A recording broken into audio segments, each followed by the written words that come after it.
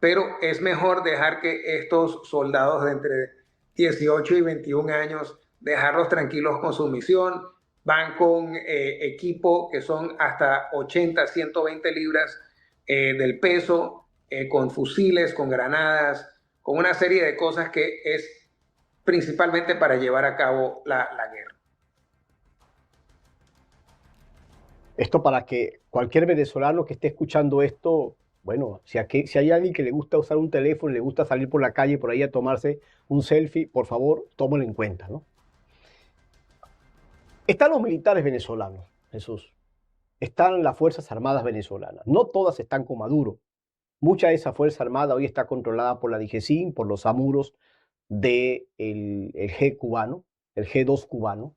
Y esto ha sido un serio problema. Tenemos una gran Fuerza Armada, no una gran, sino una Fuerza Armada sometida por grupos de infiltración, lastimosamente, pero es la verdad, y está de rodillas y sirviendo al cártel de los soles. Y hay otro grupo de generales que realmente sirven, y alto mando, que sirven directamente al cártel de los soles y forman parte de ese nombre otorgado cártel de los soles porque son miembros generales que tienen soles, ¿no? Y que comparten el tema del narcotráfico. Pero esto va más allá de incluso de los mismos militares. Es más complejo. Pero esos militares que están esperando un momento, yo recuerdo, te comparto algo públicamente, la otra vez me hizo llegar una información un militar X dentro de Venezuela y me preguntaba, Norbey, ¿por qué se tardan tanto? ¿Por qué se tardan tanto? Yo me quedé asombrado, Jesús, porque que un militar dentro de Venezuela me esté preguntando por qué los Marines están esperando tanto, están tardándose tanto, por qué, cuándo es que van a entrar. Yo sentí eso como una especie de desespero para que ellos están esperando el primer golpe, el primer momento, porque quieren hacer algo, liberarse de toda esta oscuridad terrible. ¿Qué le recomienda Jesús a los soldados, a los militares, que seguramente Maduro va a querer ponerlos en los tanques, en los aviones, en cualquier tipo de objeto que tenga allí en Venezuela, en los radares, en todo esto, en los lanzamisiles? Los van a poner a hacer ese papel, pero ¿qué recomendación le da Jesús Romero conociendo bien el ejército estadounidense? Bueno, yo siempre he dicho desde el principio que lo mejor que pueden hacer es mantenerse lejos de cualquier tipo de eventualidad donde viene algún tipo de ataque hacia Venezuela. Yo creo que entre las cosas que se pudiesen ver es de que, bueno, entreguen sus armas, mantenerse alejado de esto y dejar que las acciones corran por su cuenta. Eh, lo más importante, primero y principal, lo más importante es salvarse la vida, porque esto no vale la pena. Esto es una historia que ya tiene un final. Y ese final no está en nada a favor del régimen del cartel de los soles. Aquí no van a salir ellos adelante. Ya nosotros hemos visto suficientes guerras, suficientes conflictos, donde hemos visto suficientes malos que terminan debajo de los barrotes en los Estados Unidos. Y ese va a ser el caso de este. Va a ser también el caso con otros carteles. Pero este va a ser la prueba de fuego, como se va a utilizar en otros sitios. Pero para los militares venezolanos, primero, no hay ninguna necesidad de apuntar las armas contra los venezolanos. Si lo hacen, háganlo contra un soldado y ustedes se pelean y se miden contra una amenaza, contra otro ejército y mueran como héroes si quieren. Mire, los únicos héroes en el mundo están en cementerios. Aquí nadie los va a juzgar por no agarrar un arma y levantarse contra los Estados Unidos. Pero sí el pueblo venezolano lo va a juzgar si usted agarra ese arma para irse contra otro venezolano. Más que claro, más que claro. Queda de parte de los militares ver qué posición, ver qué postura van a tomar. ¿Cuándo los ciudadanos finalmente pueden sentirse seguros para salir, Jesús? Bueno, es imposible predecir cómo va a terminar algún tipo de acción y cómo va a progresar en el ámbito de esos ataques, de esa campaña aérea, de cómo se vaya a perseguir la guerra. Pero yo creo que va a llegar un momento donde tú te das cuenta de que vas a ver muchos de estos soldados vencidos, vas a verlos desmotivados, los vas a ver que, bueno, que ya su postura física cambia cuando son derrotados y cuando empiezan a buscar irse del área de operaciones. Y ya tú sabes de que en ese momento, en ese preciso momento, ya tú sabes de que el gran cambio se ha dado por su cuenta.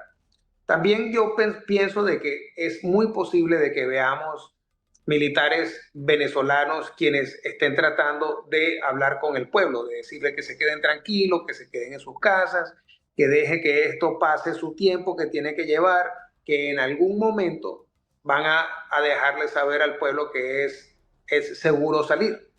Y yo creo que en todas partes, Norbey, mira, yo pienso que a pesar de que hay chavistas, como lo hay radicales en la oposición, yo creo que hay muchos chavistas que ya están hartos de estos 26 años que realmente no han servido para nada, sino que es para dividir el país.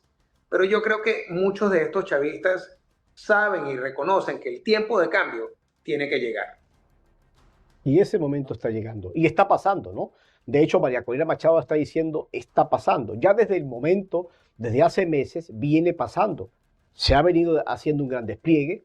El presidente Edmundo González y María Corina Machado, por su lado, con los equipos, están trabajando en la transición, porque yo creo que el país, hay algo importante en todo esto. Y quizás se parece algo a Panamá, porque Venezuela también tiene un presidente electo, legítimamente electo por los venezolanos. Y tenemos una mujer como María Corina Machado que ha definido, que ha marcado, que ha dejado un legado ya y que ha marcado la historia en nuestro país. Hoy, increíblemente, es la mujer quizás con la mayor influencia en este momento de la historia, es María Corina Machado. Yo creo que queda en buenas manos y en el deseo de la inmensa mayoría de los venezolanos de apostar y de transformar y de trabajar por un cambio, porque quizás este momento de batalla, este momento de la caída del régimen va a ser un momento muy hermoso desde el punto de vista de la emoción de ver un país en libertad, pero luego nos queda un gran trabajo, luego nos queda mucho que construir, luego nos queda mucho que trabajar y esto es quizás la segunda parte de la historia de libertad que nos toca, la reconstrucción. Bueno, yo supongo que esa es la fase más difícil. Las guerras las hay. Y te iba a hacer un comentario. Claro, claro. La guerra, la invasión de Panamá creo que se queda corta para tratar de ver qué es lo que pudiese suceder en Venezuela. Porque recuérdate de que el Comando Sur estaba precisamente adentro de Panamá. En el caso de lo que podemos ver en Venezuela, yo creo que es más como un escenario como ocurrió en Bosnia en el 95, cuando los Estados Unidos junto con la coalición de aliados llevaron a cabo una campaña aérea por más de 28 días que básicamente llevó a las rodillas a los bosnios serbios para firmar los acuerdos de paz de Dayton.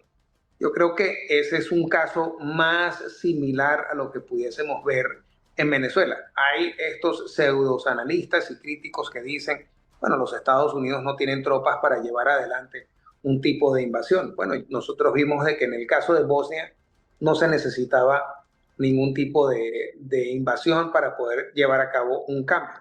Y creo que Venezuela tiene características diferentes, similares a Panamá y muy similares a la condición que ocurrió en Bosnia. Pero creo que esto va a ser un escenario único, creo que va a ser muy bien manejado por parte de el liderazgo norteamericano quien lleve a cabo cualquier tipo de operación. No, no es que le esté diciendo que los americanos son mejores, sino que en mi opinión, luego de que estos soldados y estos oficiales, contando no, con la tecnología más avanzada de punta, con estos barcos, con las calificaciones y certificaciones que tienen, yo creo que estamos viendo una de las fuerzas militares más avanzadas y más reconocidas en el mundo. Así es. Y para colocarle la cereza al pastel, el día de hoy el canciller israelí terminó acusando especialmente a Venezuela, de tener nexos con Hezbollah, con Hamas, con los hutíes en Sudamérica. Esto es lo que faltaba, ¿no?